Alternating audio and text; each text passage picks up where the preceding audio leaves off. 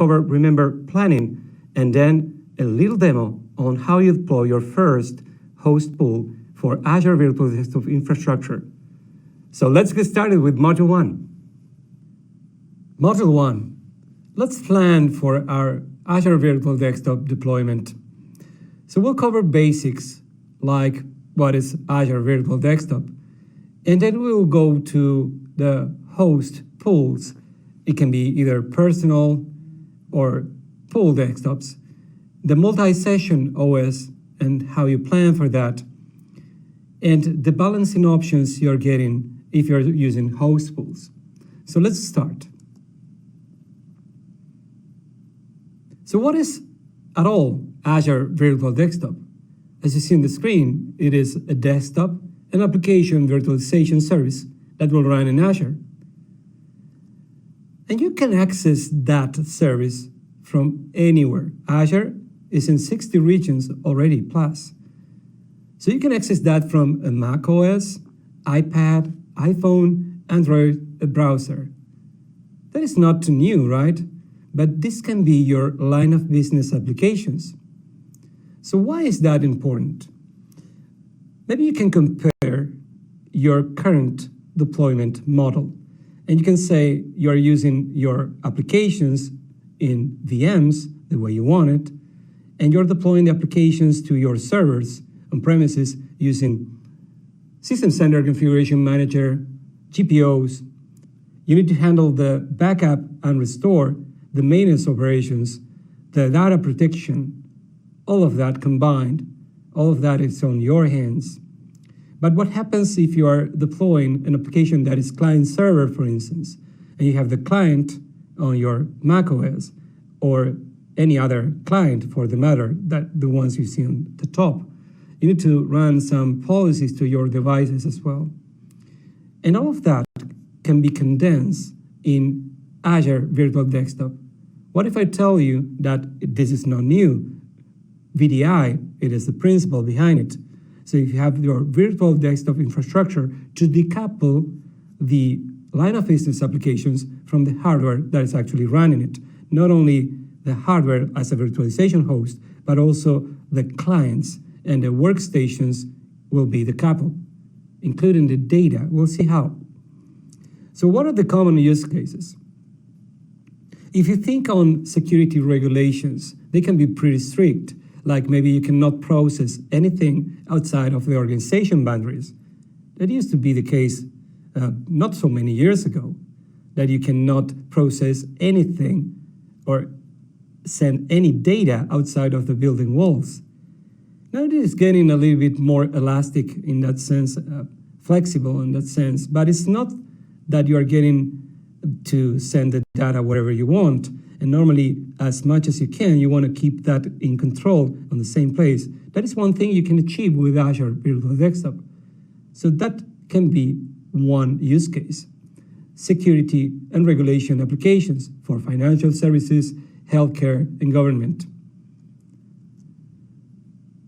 It can also happen that you have different users coming from different locations that need to access your resources. You can either go for a point-to-site connection and get them access to your premises environment directly, or you can use this as a layer in between and rely on Azure to protect your assets. For Elastic Workforce, that will be also a use case. You see the contractors, remote workers these days, and partner access can access an Azure Virtual Desktop instead. That is totally connected maybe to your environment, but is exposed directly through Azure. Also your employees, maybe they want to use your bring your own device experience. They maybe don't have any other choice. Maybe they are more familiar with a particular device. They want to use that. You can provide that access without actually inspecting inside of the device. You don't need to do that. You can rely on Azure Virtual Desktop for that. So for employees, it can also be a problem solver.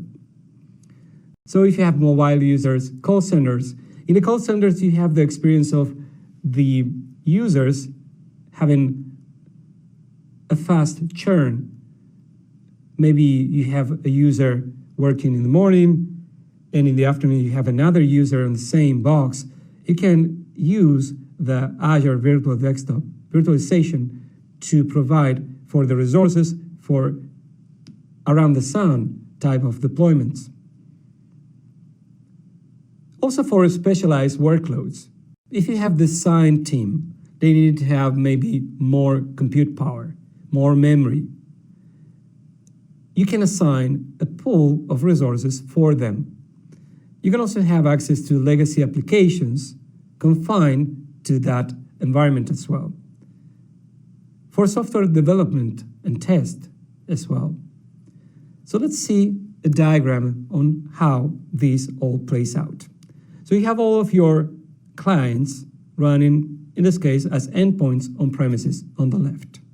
So you have all of your structure or your infrastructure running on premises, and you have your identity provider, your connectivity, all of what you need. So you have all of your endpoints running on premises, and you're connecting those endpoints using network gateway or maybe express route. You are using your identity providers on premises like Active Directory Domain Services. You need to run your AD Connect to synchronize that identity to Azure Active Directory. And you have a control plane for your Azure Virtual Desktop environment in Azure, represented there with the web access, gateway, broker. All of them are simplified and platform as a service offerings of the Azure Virtual Desktop. You're deploying all of your session hosts, and maybe you're running out of resources on a particular subscription. You can still deploy a different subscription and have more resources connected through peering. You can share the Azure files, access, or you can replicate that across subscriptions, across deployments. So let's inspect what is inside of this platform as a service backend. So you have the Azure Managed Gateway, Connection Broker, License Server, Web Access, Remote Desktop Virtualization Host, the storage, all of that, it is abstracted to you. You just need to configure your Azure Virtual Desktop, and those will be present there. You just need to deal with the session host and your applications, your images, all of what's on the right. So Azure will grant you all of what you see there. So here you have all of the components of Azure Virtual Desktop. And you can see you have the web access, that is the one providing you with the compatible HTML to the browser. Then you have the gateway, which will connect the client to the session host. Then you have the connection broker, which will work in the load balancer algorithm you selected and give you the session host that correspond to your query. You can also get diagnostics out of the service, out of the AVD component. You can also interact with that using PowerShell, REST API through the Azure Managed Backend. On the other hand, you have what you manage. You still need to manage the session host, the size of the nodes, the contents like the applications, the OS, the images, and how you are giving access to the users. You can assign that to users, and you also manage the users themselves and the identity management solution, Azure Active Directory in this case. All of that is in your hands. Not only that, you need to manage your VNet in this case, which will be your connectivity boundary. You're connecting to that using maybe a VPN device, express route. For Azure AD, you will use AD Connect to synchronize the identities. Active Directory Domain Services will be a requirement for your deployment for Azure Virtual Desktop. You can deploy Active Directory domain services in the VNet, or you can connect to the VNet and refer to the Active Directory domain services, or you can deploy Azure Active Directory domain services. That is also customer managed. You see Active Directory domain services. You need to also associate the service if you're using Active Directory domain services with AD Connect. They must be in sync. And you need to manage the host pools as well. They will run an operating system. It is up to you to configure what operating system they will be running. So you have your images that will provide the information for the session host to be deployed, and on the session host, you are providing applications to the users. So we have personal and pooled desktops. The host pools are a collection of one or more identical virtual machines in Azure Virtual Desktop environments. If you're using a host pool that is personal, maybe you're dedicating VMs that have maybe a GPU to it for the creative personnel. And you have maybe low-end VMs for finance and HR. So maybe, depending on the case, you'll choose one of the or the other. So let's inspect the pooled host pool and the use case. You can configure that so as many users can share a VM. For that, you'll need to use Windows 10 Enterprise Multi-Session, if those are workstations that uses Windows 10. That version is only available through Azure. So you can also deploy your own custom images. You don't need to use an image from the marketplace. We'll see how later. So remember, Windows 10 is exclusive from Azure to Azure Virtual Desktop. You can also create a personal host pool where each user will get one workstation. It will be persistent desktops, and they need to have some personalizations to meet personal preferences or maybe requirements for the use case. Normally, as we mentioned before, they can be maybe creative personnel running their own tools. They need to have this personalization, and they may be using that over and over with the same results. So maybe each one of them will have their own approach to it. So you need to give them maybe administrator rights. They can also save files in the desktop environment. And they can install or uninstall applications without impacting other users because they have the dedicated workstation for them. If you're creating a host pool, there's two ways you can do that. It can be breadth first or depth first. If you're selecting first breadth, the way you can balance between the different nodes and the users, it is distributing evenly across the different nodes that are actually receiving connections.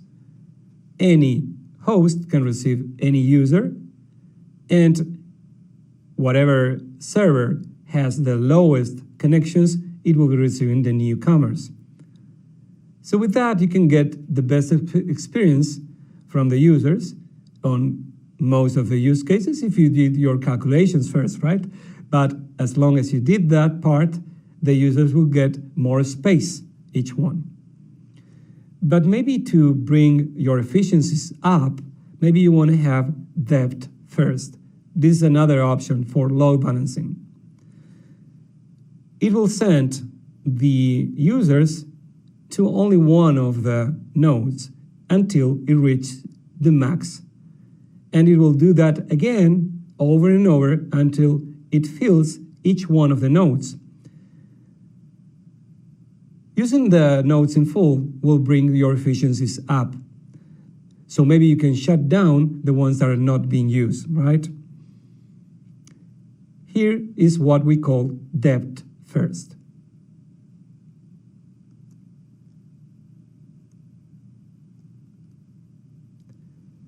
So let's see how it works. You have a client that wants to connect to your services. It will go over the internet. You can see the red line there to the internet, and it will hit the remote desktop web service. The remote desktop web service will check with Azure Active Directory, and after that challenge is done, it will assign the right applications the user has access to. Then, after that step is done, it will present the options to the client. The user then selects the option to connect, and it will reach out to the remote desktop gateway.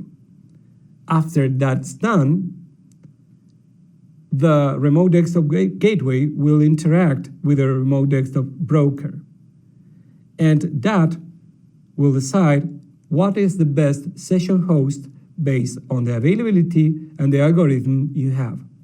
So those things will happen with internal connectivity. Whatever you have left outside is 443 connections.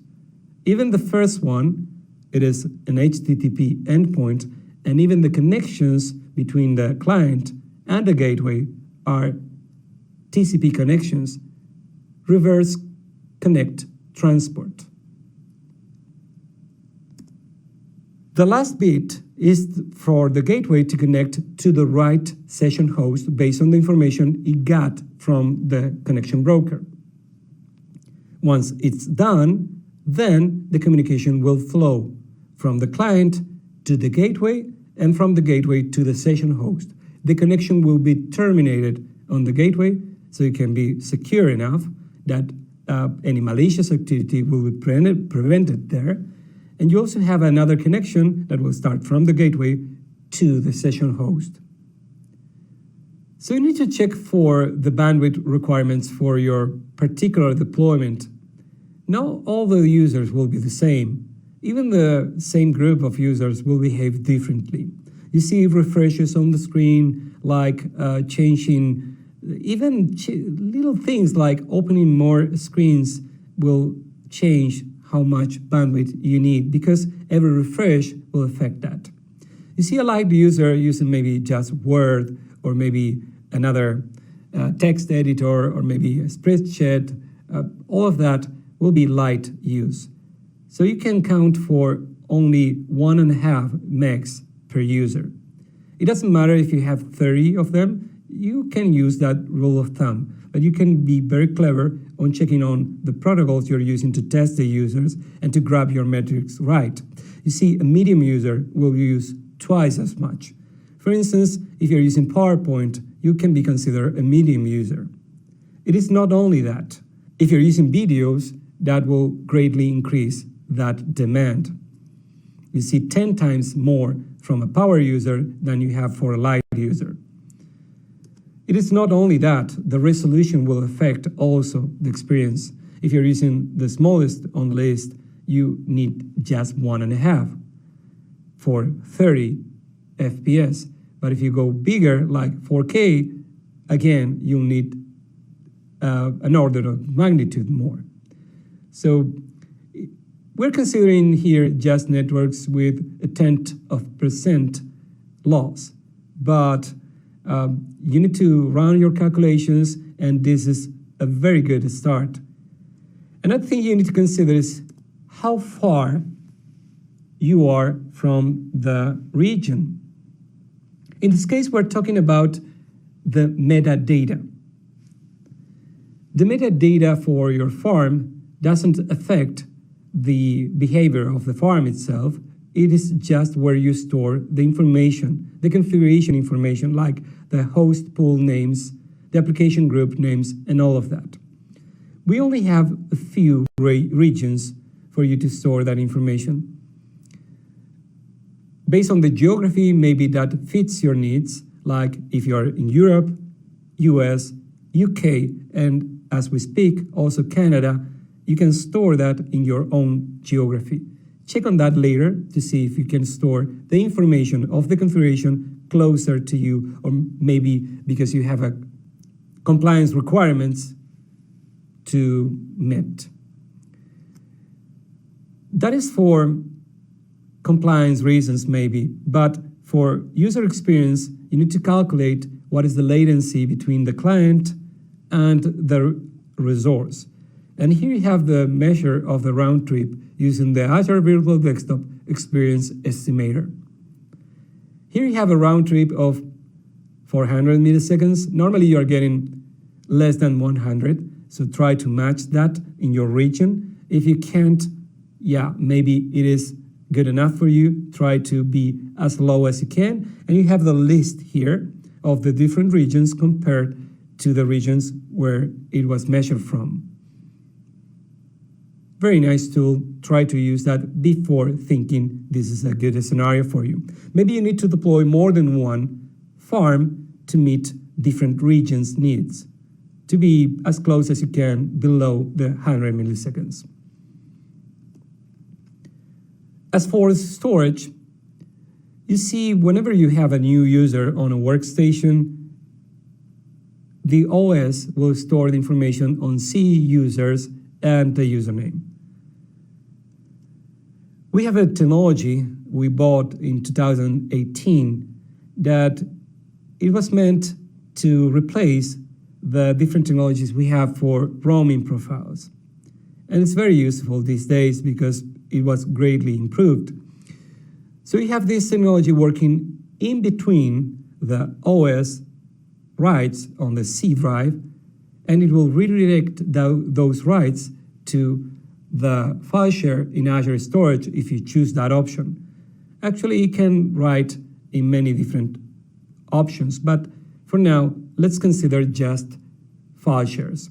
And you can see we have an Azure Storage with 3 different VHDs.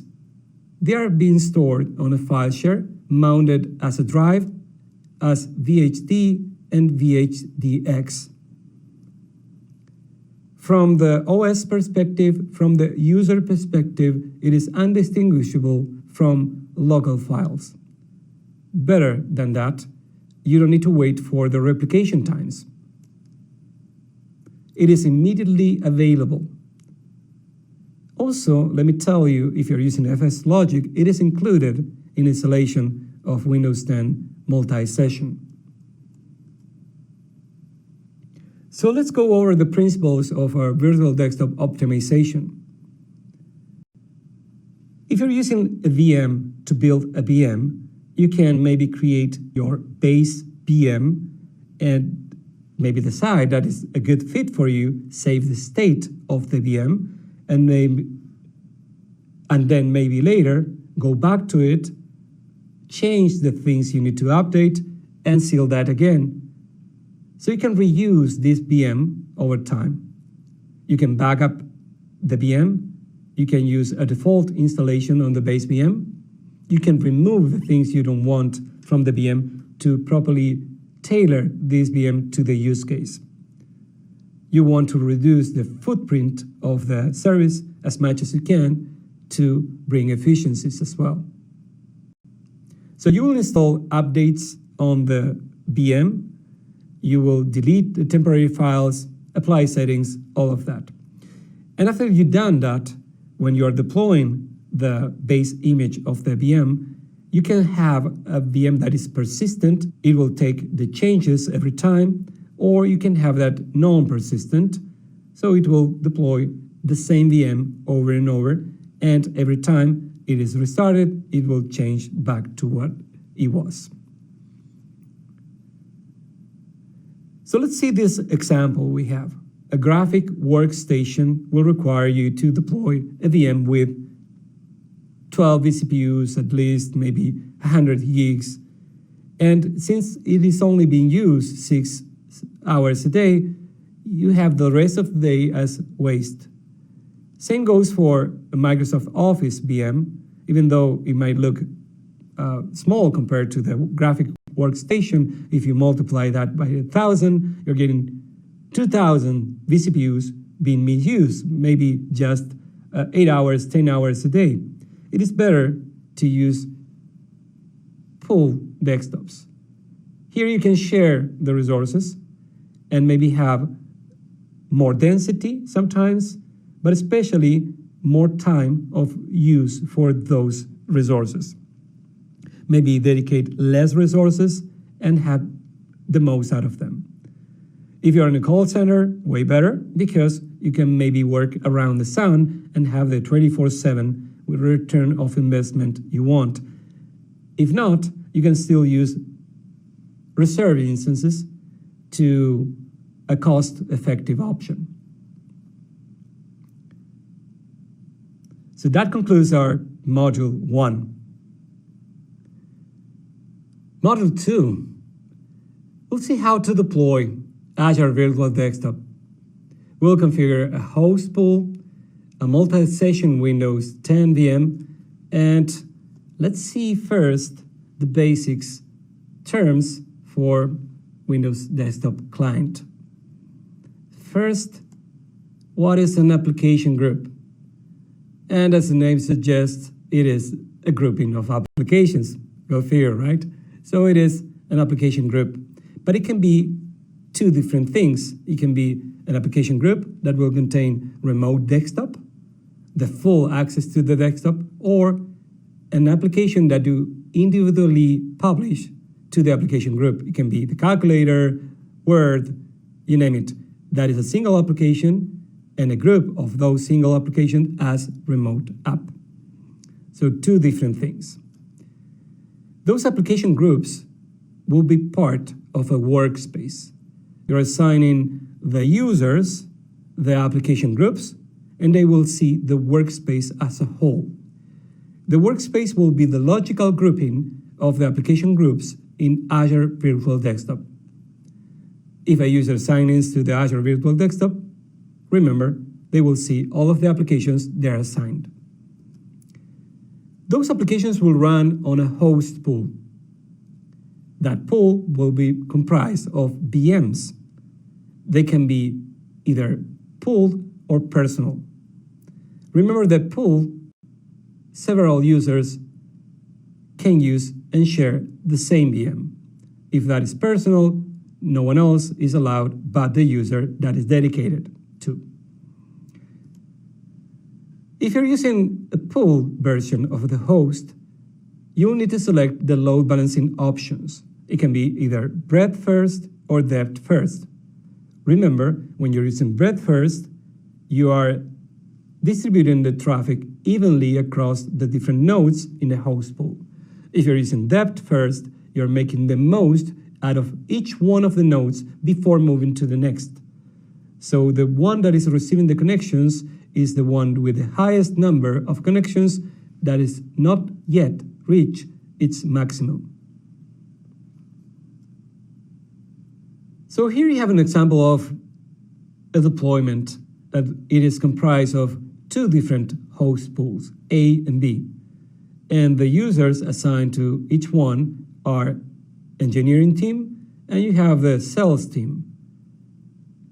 The engineering team has dedicated personal VMs, so each one of them will be getting one VM.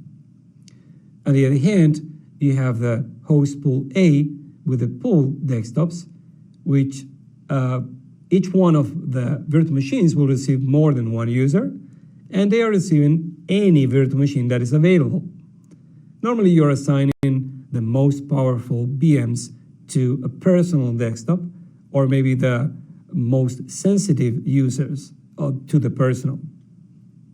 So let's go for a demo and see how it plays out in reality. All right, let's start. I'm going to the portal now, portal.azure.com. I'll need to use my credentials.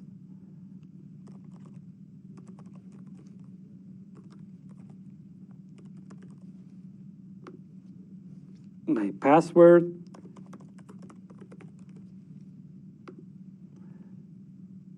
And there we are on the portal. Let's wait for it. And let's see how it relates to real world, right? So you are on the design stage, you plan for your deployment. Now it is time to see that make that being a reality. So we didn't show you yet But the first thing you need to have is your Azure Active Directory ready.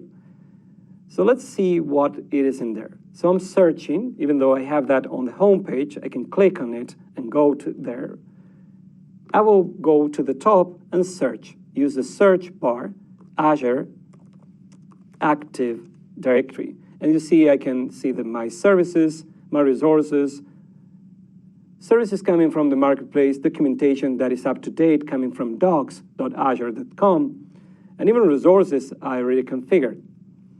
So let's select Azure Active Directory first. You'll need to have a license of premium for most of the demos I'm going to be showing you. So I already have that configured. You see, license, Azure Active Directory, in this case, Premium 2. You can get this premium by going to Licenses for free for 30 days, get a free trial on the right-hand side. You will select free trial, click on Activate, and it will do that for 30 days. I already done that. So I do have my Premium 2 enabled for later. Another thing I need to have is my Active Directory domain services configured. In this case, I deployed Azure Active Directory domain services, which will work just the same. I have my Azure Active Directory domain services configured here. It is on East US, and it's living on a particular VNet. You see the health, it is running. And if I go to properties, you can easily see it has a couple of IP addresses for the service that are private. So this is how I connect my identities for Azure Virtual Desktop. So I'll close that now. Going back to Azure Active Directory, I want to show you the users plate. I have a user ready, which is an admin, and this admin is member of Azure Active Directory Domain Controller Administrator. That is also a prerequisite. So I'll use this user to join my devices to Azure Active Directory Domain Services. Let's start with the demo of Azure Virtual Desktop. So I'm going back to the search bar. Since I have that on recent services, I can click on that. And this is the first blade with the overview. I can create a host pool. I can browse through the documentation that is up to date, like welcome to Azure Desktop. But other than that, I have a cost calculator. And remember the estimations that you need to run to maybe bring efficiencies to your organization. Here's where you look for it. You see, the pricing calculator, and if you go to the bottom, it just added a form considering this much users, this utilization, this type of workload, the multi-session, and it will give you an estimation. This is a little bit off topic, but remember, the portal is alive, and everything you click here will give you a little bit more information most times. So you can easily create a host pool. You can manage your host pools you already configured from here, and you have your application groups, your workspaces, and you can interact with the users and see what they are connected to. You can also get information from insights on what is the longest connection you have, what is the latency between the different components. You can inspect using insights as well. You can raise a ticket to support using Twitter in the bottom. So let's start with creating a host pool. I'll need to select my subscription and my resource group. I'll need to give it a name. Let's call it demo. So you need to select the virtual machine location now, not the metadata, right? And it can be anywhere. All of the regions are available. You will select the one that is closest to you, right?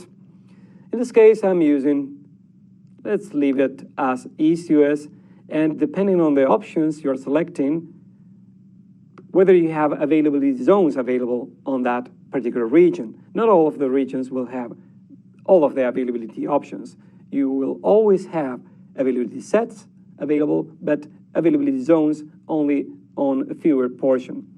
In this case, I don't need any redundancy, so I'll select no redundancy here.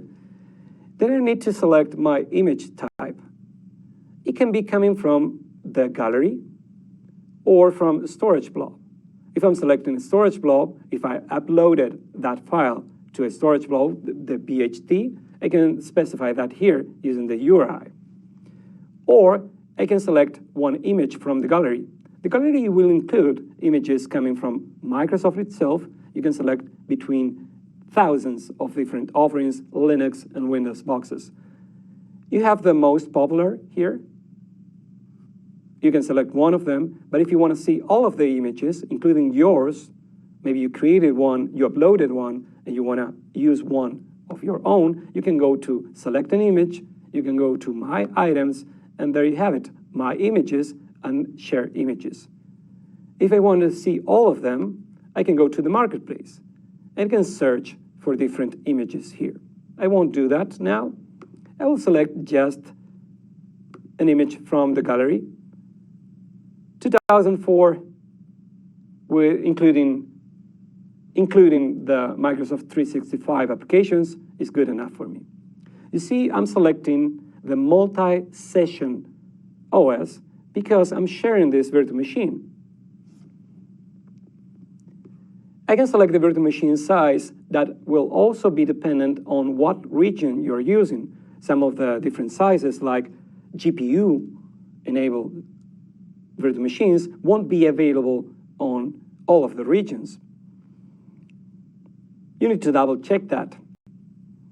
I will configure only one VM here, and I have the option to select the OS disk to be standard, premium. If that is standard SSD, it will be just spindles. Premium will be solid-state drives, and standard SSD will be a better option over the spindles. So I'll leave that as a standard SSD. I don't use any boot diagnostics. And I need to make this host pool part of a VNet. If I do have any VNets available, it needs to be able to contact the Active Directory domain services, because these virtual machines will be domain joined. So I'm selecting the right one for me, the VNet, and I have a subnet assigned for this particular VNet deployment. I can go for rules on the network security groups here for the connectivity to be allowed or denied between the different subnets. You can choose to have a basic configuration here. An NSG will be created for you. You can go to Advanced and select your own NSG if you have one already configured, or you can select None if you're going to be dealing with that later, like I will. If you go to Basic, let me show you one more thing. You can select to have public endpoints enabled. At first, it is not recommended. If you're in a demo or maybe trying something out, maybe you want to enable that. You see, you can enable the full ports like 3389, SSH. It is not recommended, but you can easily do that while you're creating the virtual machine. In this case, I will select No here and None here. I have the option to select my domain or organizational unit. If I'm not selecting that, it will grab the information for the domain from the username. So let's see how it works. If I select yes, I have the option to express my domain, az30x.com, and I can specify my OU if I want to. Since this is part of my username, I won't use that here. I don't need that really. So I'll use my domain joiner identity,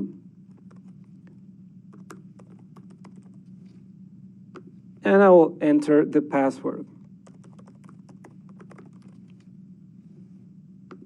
I'll need to specify a username and password, local username and password, to manage this VM as well.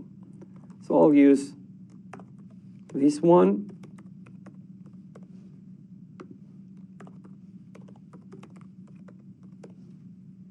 And that's it. That is all I need to do to configure my host pool. Next thing, I'll select this to be published to the workspace. I can register desktop application group. I will do that now. Since I don't have any workspace pre-configured, I will create a new one. Let's call it demo. Hit OK, and that will publish my host pool to the workspace. Next, I need to populate the tags. It is important you always do that. Let's call it environment and give it a value of production. It will tag all of the resources that are dependent on the host pool. You see, the application group, availability set, whatever you're configuring will get the values from it. So next, we'll hit review and create. It will challenge the actual template against the possibility to deploy that. It won't check on the password policies, for instance. So you might want to double check all of the dependencies for that as well. So I can hit create and then deal. It will take about 10 minutes to deploy, and we can check whether this was successful at the end. Will take some time. While we are waiting for the deployment, let me show you a couple of things. If you go to the template, you can download the same template that is being deployed, and you can reuse that template somewhere else.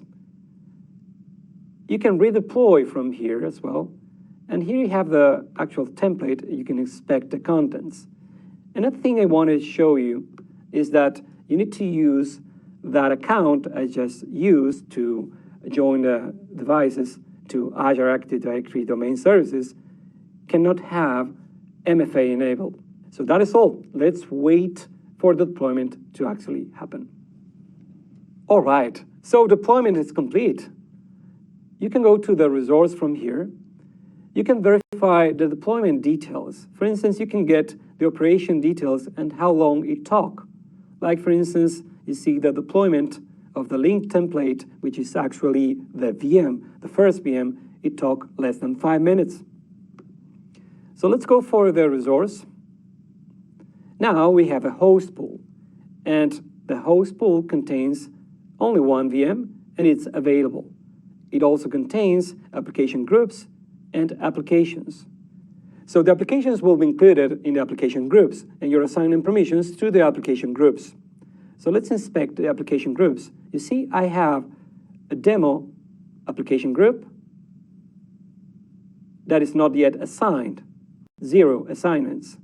I can go to the assignments, and now I can add my users groups and assign the users the membership for them to use the resources. So that concludes our demo. So we covered how you plan for Azure Virtual Desktop, and we deploy our first host pool. So that concludes our modules 1 and 2. We will take a short 10-minute break, and we will start back with how you secure this environment and how you manage your profiles there. Welcome back from the break. We'll continue now with modules 3 and 4, where we will cover security for Azure Virtual Desktop and how you manage your profiles as well. So let's get started with module 3. Module 3. So we just deployed our first Azure Virtual Desktop, and now we will secure our environment working with role-based access control to give just enough access to our resources. We'll work with conditional access and decide to use MFA if that is the case, and we'll cover Security Center and Intune as well. So let's start. Role-based access control for Azure Virtual Desktop. it won't be different than any other role-based access control you're using in Azure. So you have the owner, the contributor, and reader. Remember, the owner will be the one that has all of the control over that resource. At that scope, it will be the king, right? It can be assign permissions to others and remove, modify, whatever it wants. So you have that, the owner. And you have the contributor who can do all of that with exception of assigning permissions to others. And you have the reader that can access the resources to read the characteristics of the resources, but just that. So those are the three main different roles. So let's start with what roles we have available for Azure Virtual Desktop. You can be a reader on an application group, or you can be a contributor on an application group. Remember what you can do with that? So if you're a contributor, you can manage all of the aspects of that resource. If you're a reader, you can just view everything, but you cannot make any changes. That will apply to all of the roles you see here because they are built-in roles.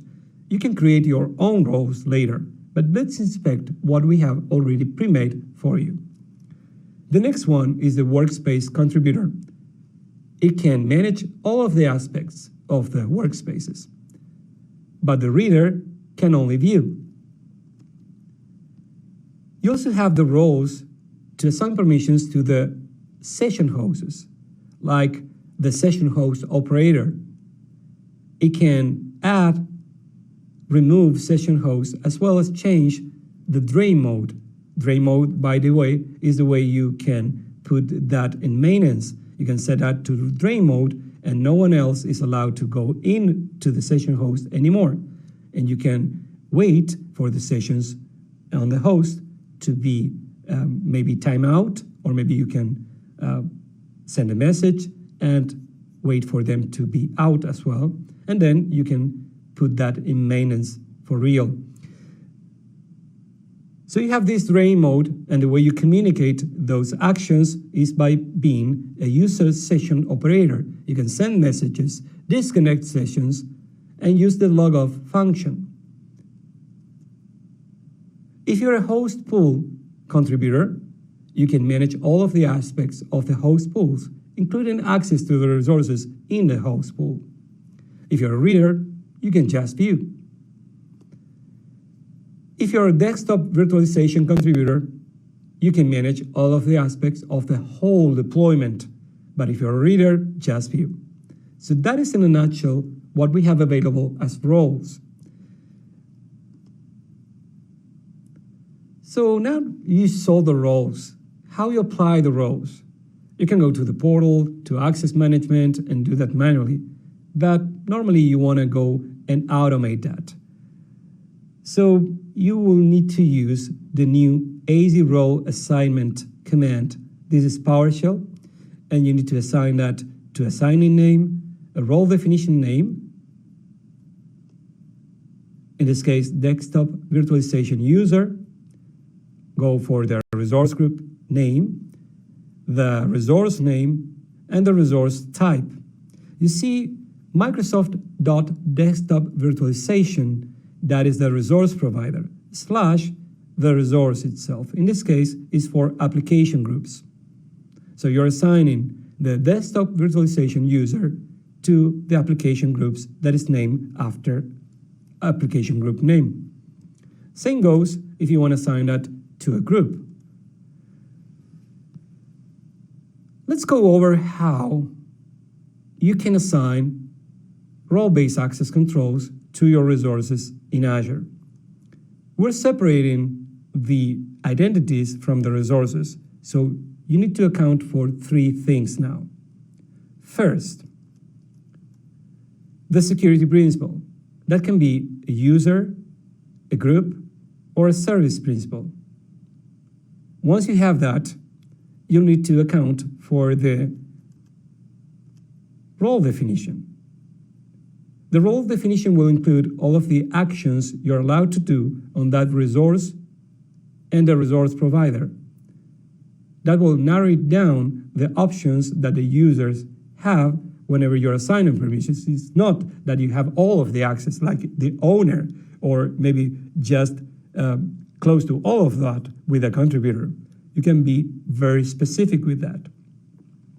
If the role definitions we're offering you with the built-in roles are not enough, you can always create your custom roles.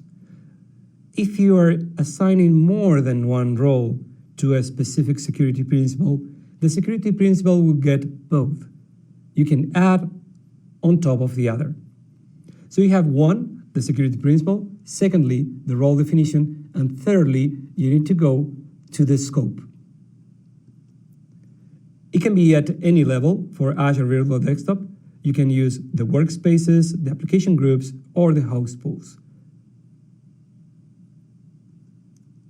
We call that assignment. Three things together, we call that an assignment. You can use Intune as on any other device in your organization. You can use your existing configurations to secure VMs for compliances and all of that.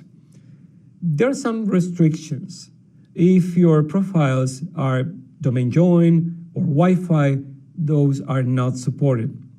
Also, if you want to manage with Intune the Windows 10 multi-session version, that is not supported as well. Everything else will work fine. For instance, if you have personal workstations, that is not a problem. Another way you can secure your environment is by inspecting what are the signals you want to have in control. Like, for instance, what's your location, what is your device, what application you're coming from. Also, you can use real-time risk as well. To use any of the things you see on the screen now, you need to be Azure Active Directory Premium. And to use real-time risk, it needs to be Premium 2. Real-time risk can inform you if the sign-in is risky or the user is a risky user. That will come from the Sentinel Threat Analytics. You can subscribe to that, and you can use that as a source, as a signal for you to actually come up with an action, like maybe blocking the access or require MFA. So any of the signals here, like the user, the location, the device, the application, real-time risk, can be used as signals for you to allow, require MFA, or block access, take action on that. If you're allowing access, for instance, it can be that you're having a location that it is already a secure environment. For instance, you want to allow access without requiring MFA for a user that is sitting on premises. On the other hand, maybe you want to require MFA if the user is coming from a different location. It can be even impossible travel locations. For instance, you are connecting one time from China, and in the next minute, you're connecting from the US. That is impossible. So real-time risk will flag that connection, and it will mark that as a potential issue for you to decide whether you want to block access or require MFA. You can block the access altogether on the risky sign-ins, or you can block that from a particular location as well, or from a particular application, or from a particular device. All of those if-then conditions, you need to account for the different use cases. You'll start small. You will assign this to a test user with the conditions you thought they were appropriate for that user and that condition, and you will test if the user can actually overcome the challenges by the MFA easily. And since you're interacting with people, right, maybe you need to educate your customers to actually achieve that MFA challenge without so much of a hassle. So you need to account for the locations and plan ahead of time what are the users that will be regularly on a particular region, or what are the groups that are more likely to be challenged by MFA. Maybe the administrator groups needs to be challenged for MFA, but they don't have to be that if they are on premises, because they just use their badges to enter the building, right? So you need to think through that, like session controls. You'll see on the demo, I will specify 1 hour for the MFA not to ask again inside of that window. So you can work for 1 hour at least, and then maybe be required another control. You can request different controls, different applications. You need to see on the tool what are the options available and make the most out of that. It is a very powerful tool. Let's go for a demo and I'll show you. So let's go to the portal again. Portal.azure.com. I'll need to enter my credentials.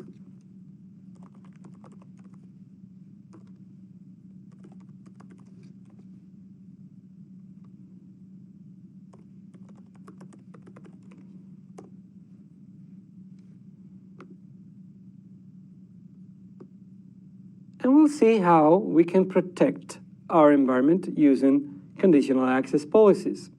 So let's go for Azure Active Directory. Make sure you have your license as premium.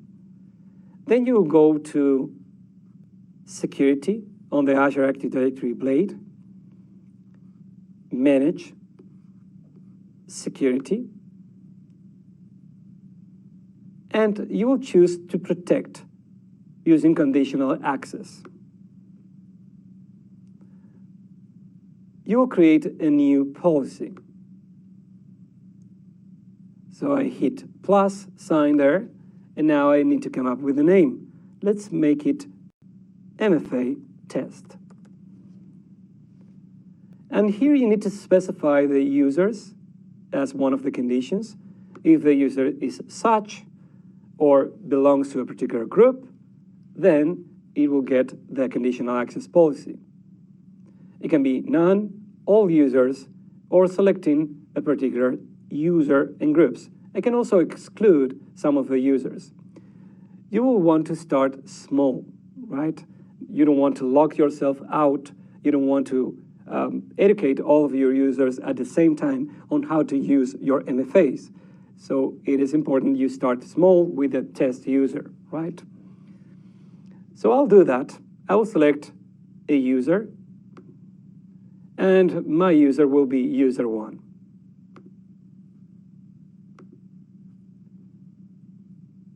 The next thing I need to do is to select the cloud application or actions I want to have as signals.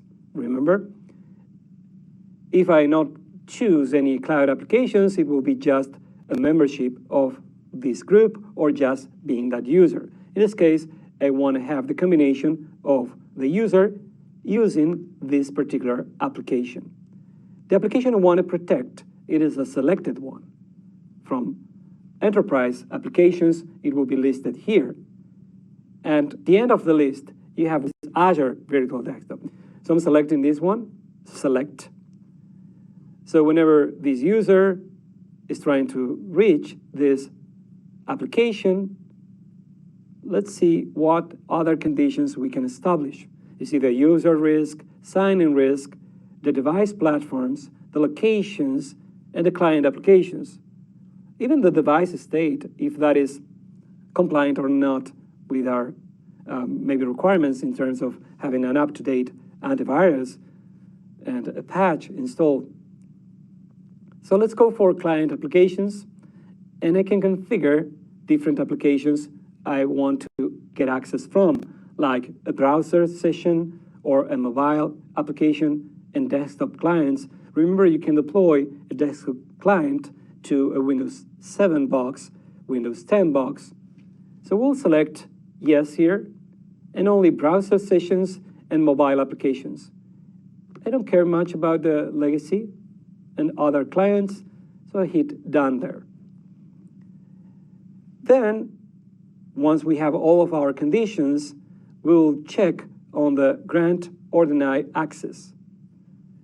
You can block the access altogether, hitting here, or grant access with some requirements. You can require 1 or all of them. I can select more than one here, and if I select only one, if I meet one of the requirements, I'll be allowed access. In this case, I'm using require all of the selected controls, but I'm only selecting one of them. In this case, it is require multi-factor authentication.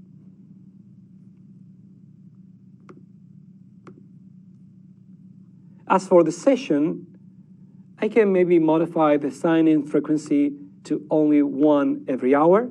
So I'll set 1 and the unit hour.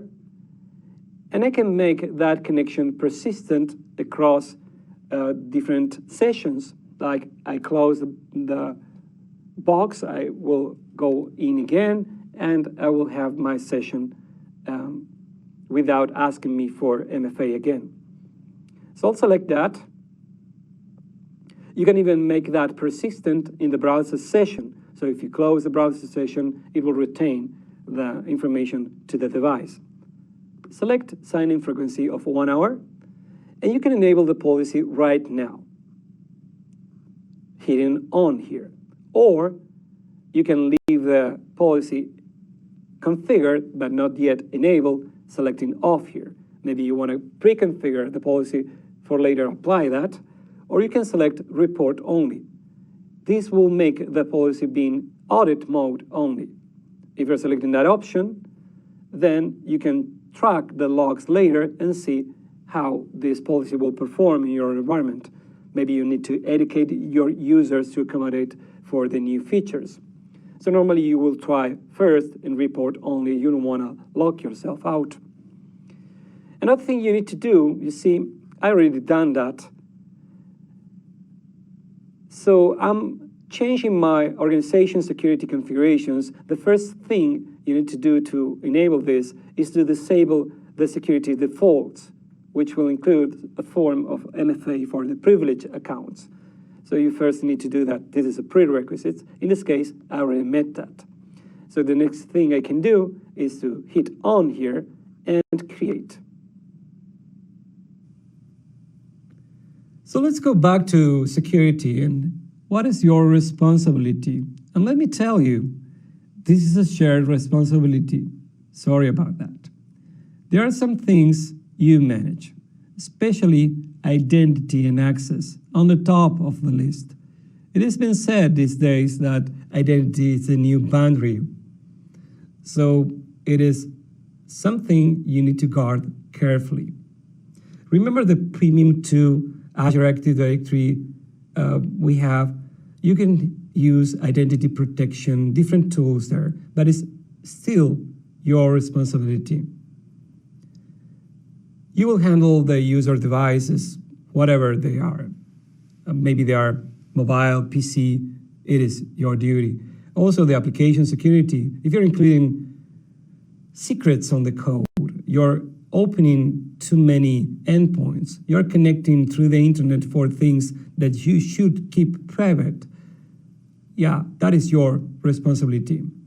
Not by using maybe a platform as a service offering in full, you're considering it is all on us. You see the physical data center, the physical network, all of the burden of knowing about storage, that breadth of knowledge you need to have to manage your own data center. You don't need to have that. So that is on us.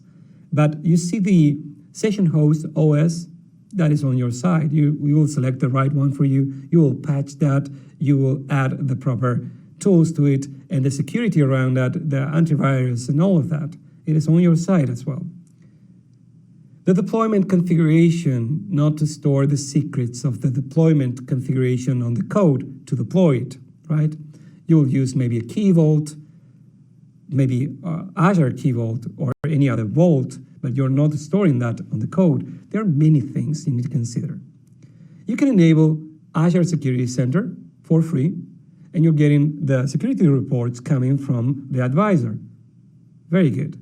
But if you want to add some intelligence to that, you can enable Azure Sentinel for your subscriptions, for your virtual machines, and all of the different resources. Let me give you an example. If you have a storage account, and that storage account, it is maybe likely to be accessed from the same region and from few sources. And all of a sudden, you have your storage account being accessed from more than one region, and one particular user is accessing all of the contents on the storage account. You can guess it is maybe something that is under attack. Azure Sentinel will know that and will give you that report. It has some intelligence to achieve that. Also, if you're coming from a malicious IP, even if the activity looks malicious. So you can use tools, but it's still a shared responsibility. So let's go for a little demo, and I'll show you how you set up your timeouts in your virtual machines. So we are now connected to a session host, and we will go to Start, Run, and GP Edit. We're running that locally, but ideally you're running that from Group Policy Management instead and creating a Group Policy object instead. But it will look exactly the same for the demo. What we want to do is to limit the time for the connections we have for the session host to properly disconnect the ones that are maybe idle and regain control over the resources, and also to protect our environment from malicious activity. If you have a connection running for longer than expected, it can be even maybe a breach in terms of security. So you can expect to have a connection that is going for maybe the working hours, and just that.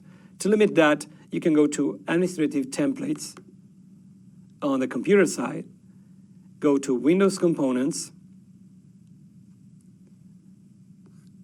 and you need to look for Remote Desktop Services.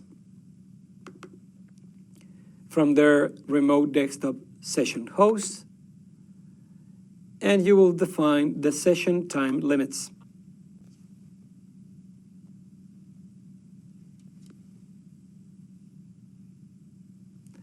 We will specify the set time limit for disconnected sessions. You know, whenever you are disconnecting from the session, maybe accidentally, you maybe close the screen, but since it is running through RDP and you have an open connection, it will stay open endlessly. It won't have a limit on the connection. It will stay open forever. So what you can do, you can limit that to a certain amount, and maybe right after it will take action. So you can do that, setting a limit for disconnected sessions. Enable, and you can end a disconnected session after whatever suits you, like maybe just 10 minutes. Maybe people are going for lunch longer than that in working hours, and you want to specify maybe for a lunch break an hour, you name it, but you need to specify these time limits to properly regain control over the resources and maybe shut down the VMs that are no longer being used.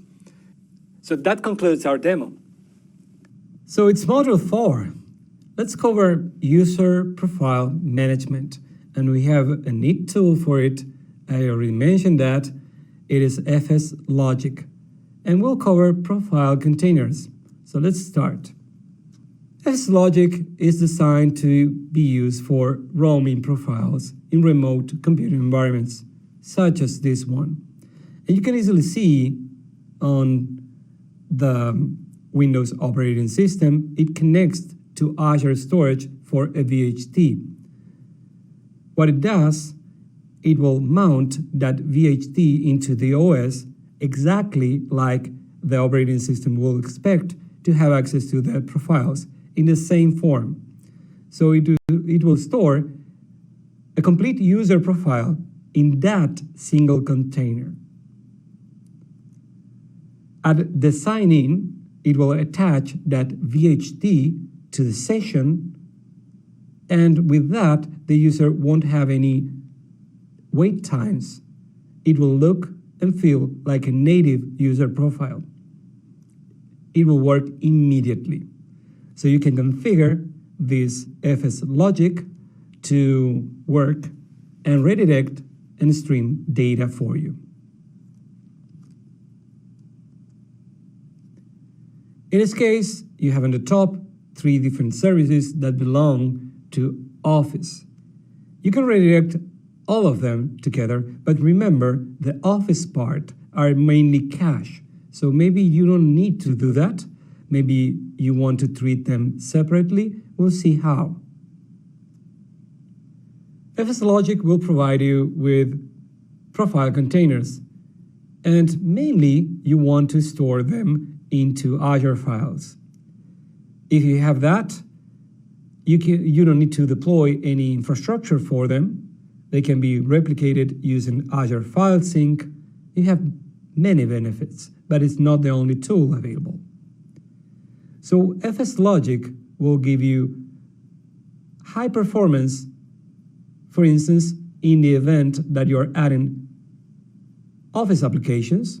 Remember the cache exchange mode, where you are storing the Outlook files locally on the profile, and replicating that over the internet was painful, and they can grow big. Also, if you're sharing that across different hosts in your virtualization host, that can be painful. So for performance, FS Logic can deal with that. You can block cache exchange mode, or you can use FS Logic to overcome that limitation. For instance, if you're using OneDrive for business, you're limited not to use that for VDI. If you're using FS Logic, you can use OneDrive for business in VDI environments. You can even extend FS Logic to provide additional folders. Here you have the same representation we already saw, with 3 different users, with 3 different profiles, and they are being spread across 3 different VHDs at the end, instead of being stored locally. That is done by FS Logic in between. It will recognize the user, it will run on the host, and it will pick up the proper VHD, and it will mount the VHD for the user. Remember this sentence: complete user profile in a single container. That container is the VHD or VHDX. Every time they will sign in, the same VHD will be attached like if it was already there. If you compare that to different solutions like user profile disk, which was very similar, you'll see on the detail that it has some advantages even over that. If you compare that to enterprise state roaming, if you compare that to roaming user profiles, whatever you compare that to on our technology side, at least, it is the best option. Here you have the representation of the components of that login process. It will all start with a login from the user. After you are assigned a VM, the FS Logic will grab your profile from the file share. It will mount that alongside with your user profile. It will mount the drive for you. If you have MSIX, which we'll cover later, it will mount that as well as an additional application to your profile. It doesn't have to be even installed on your host. You are just running the profile and the applications will start spinning for you. Actually, they will be ready for you, and you can pick those applications. They will run on the host. So it will be the same thing as FS Logic for your profile, but only for your applications. Instead of deploying the applications to the hosts, maybe you can go this path. We'll cover that later. At the end, you're getting your workspace populated with your applications or your desktop, if that is the case, from the remote desktop client. And remember I mentioned that you have more than one option for Azure files for FS Logic to store the different disks. There are many benefits of using Azure files. If that is a general purpose use case, you'll see that you don't need to deploy an infrastructure. You see you have a lower limit for your size as well. So you are configuring an Azure files, you're paying for what you use, actually for what you reserve, because for files you're paying always in full. So if you're reserving, let's say 1 gig, you're using and paying 1 gig in full. But if you're using Azure NetApps, you'll need to have some infrastructure deployed. Especially, you'll need to deploy 4 terabytes minimum. For storage spaces direct, it is based on Windows 2016, right? So you can create a cluster of that. It will be super solid if you're configuring that properly, but it doesn't compare to Azure Files where you just spin up that by creating your storage account and configuring on top your file share. For SMB protocol, all of them will provide you with that. No problems there. And Azure Files will have the benefit of being the Azure native solution as opposite as storage spaces, which is not. And also, if you're using Azure Files, you have more flexibility at the end, because even though the limit for an NetApp per subscription, it is 12 petabytes, you can go beyond that by configuring more than one storage account in Azure Files. It will reduce your IOPS per storage account, but still you can get there. If that is not an ultra performant requirement, you can still do that with Azure Files. If you're using Azure Files, it is recommended you benefit of the premium option with 100K IOPS with 3 milliseconds latency. If you are sharing that across different storage accounts, it will be divided among the ones you are creating to the same storage account. Maybe you want to have storage account dedicated to the file share and you're getting that 100K in full.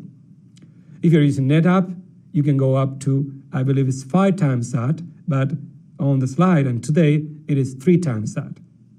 Not a small fee, but if you're aiming for that 1 millisecond latency, it is Azure NetApp only. Just a side note about profile container or office container. Remember I mentioned that you have the profile container, and I was about to explain that you have also the office container. As remember, you saw that on the screen, 3 different office applications that were containerized separately. Maybe you want to configure that separately. You have discretion wanted on the office location, office information location, I mean. So maybe you want to use the office container. This is just your option. It will deduct that from the profile and you will choose what you do with that. Remember, the requirements for a profile will include the configuration for the applications and the data. But the office container doesn't have to have any data. It will be normally just non-persistent information for cache only. Remember the OST files?